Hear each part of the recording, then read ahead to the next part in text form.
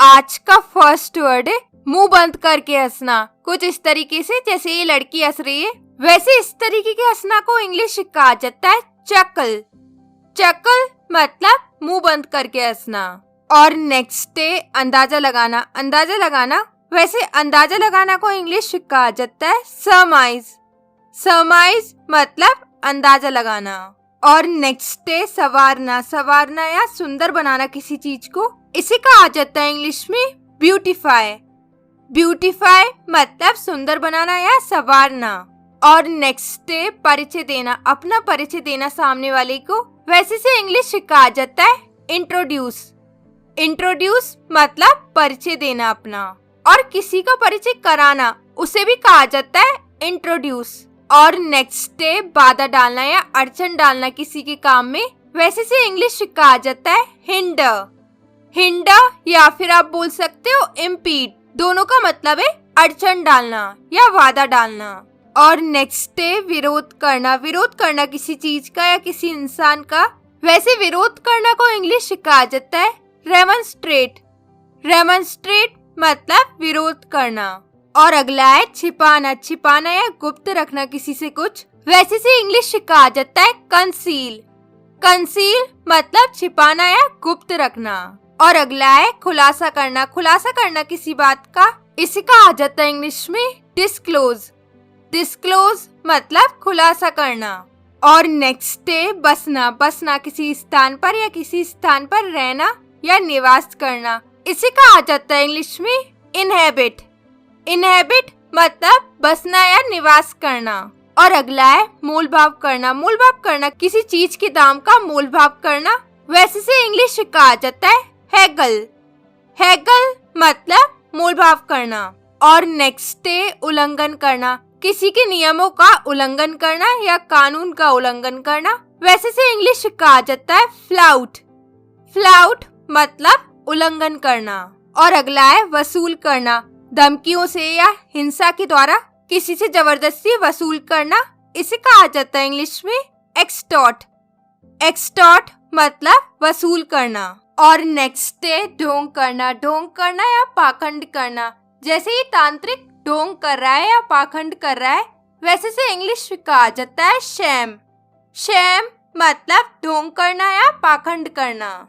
और अगला है आकर्षित होना। किसी की ओर खींचना या बढ़ना, इसे कहा जाता है आकर्षित होना, वैसे से इंग्लिश कहा जाता है ग्रेविटेट। ग्रेविटेट मतलब आकर्षित होना। और नेक्स्ट है हंसी उड़ाना। मुंह बिचकाते हुए या ताना मारते हुए किसी की हंसी उड़ाना, वैसे से इंग्लिश कहा जाता है स्नीयर। स्नीयर मतलब हंसी उड़ाना। और अगला है दोहराना। दोहराना किसी बात को, वैसे दोहराना को इंग्लिश कहा जाता है रीइटरेट।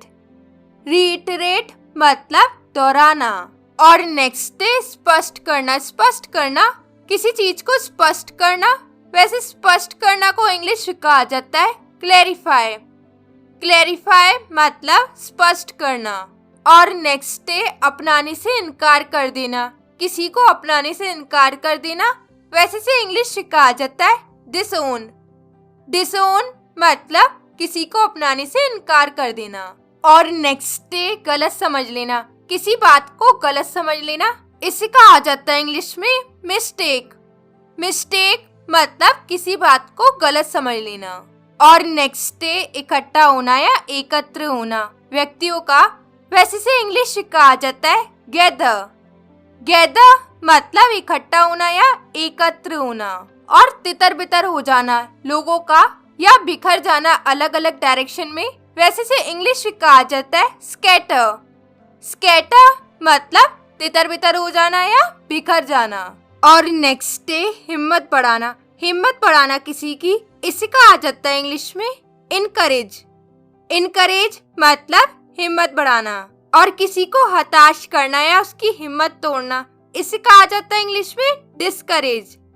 डिस्करेज मतलब हिम्मत तोड़ना। और नेक्स्ट है ढिंडोरा पीटना। किसी चीज के बारे में बात करना पब्लिकली, वो भी प्राउड वे में, वैसे ढिंडोरा पीटना को इंग्लिश कहा जाता है ट्रम्पेट।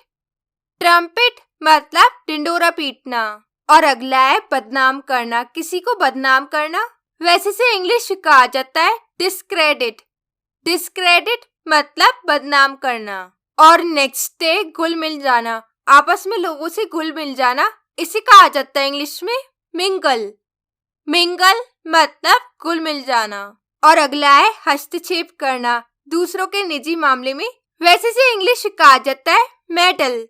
मेडल मतलब हस्तक्षेप करना। और अगला है पालन पोषण करना, किसी बच्चे का या फिर आप पौधे का भी करते हो पालन पोषण, वैसे पालन पोषण करना को इंग्लिश कहा जाता है नर्चर।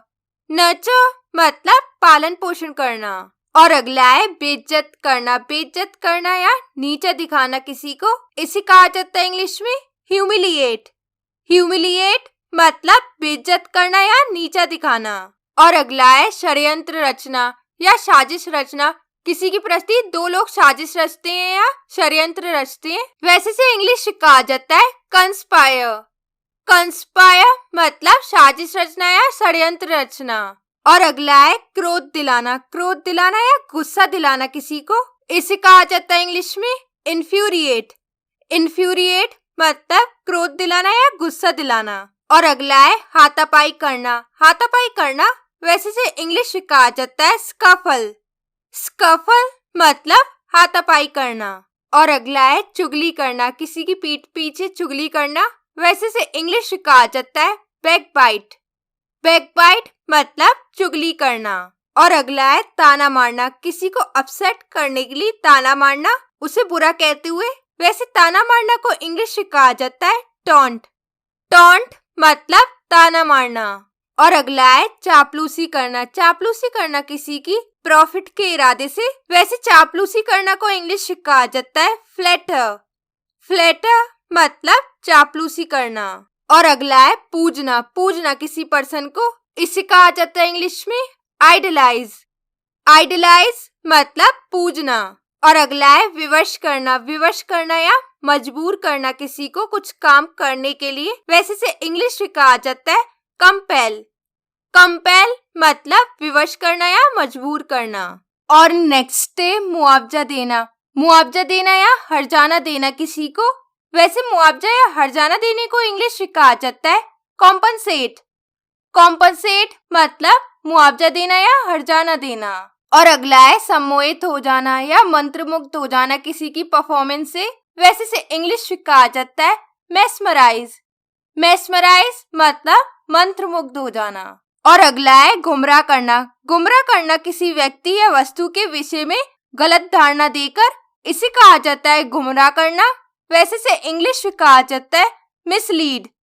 मिसलीड मतलब गुमराह करना। और अगला है थोपना। थोपना जैसे कि टैक्स को थोपना या किसी कानून को थोपना या किसी नियम को थोपना, वैसे से इंग्लिश कहा जाता है इम्पोज।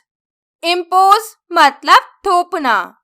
और अगला वर्ड है पालन करना, नियम या कानून का, वैसे पालन करना को इंग्लिश कहा जाता है कंप्लाई। कंप्लाई मतलब पालन करना। और अगला है समर्थन करना। समर्थन करना किसी का, वैसे से इंग्लिश कहा जाता है एंडोस। एंडोस मतलब समर्थन करना। और नेक्स्ट है पैसे को ठगना या ऐंठ लेना, इसे कहा जाता है इंग्लिश में स्विंडल। स्विंडल मतलब ठगना या ऐंठ लेना।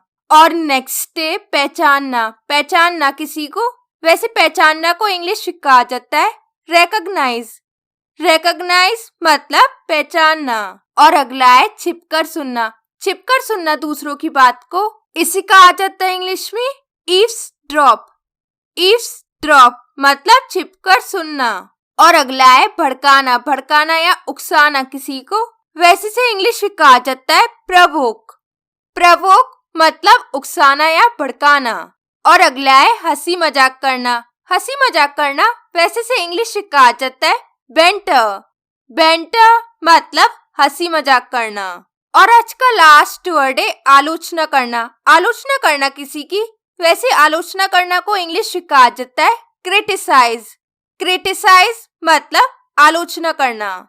So that's it for today's video. और ये दोनों आज के क्विज है, कमेंट में मुझे इसके आंसर लिख के बताइए। और इस वीडियो में आपने सीखे 50+ वर्ब्स। तो आपको ये वीडियो कैसा लगा मुझे कमेंट में अपना फीडबैक जरूर दीजिएगा।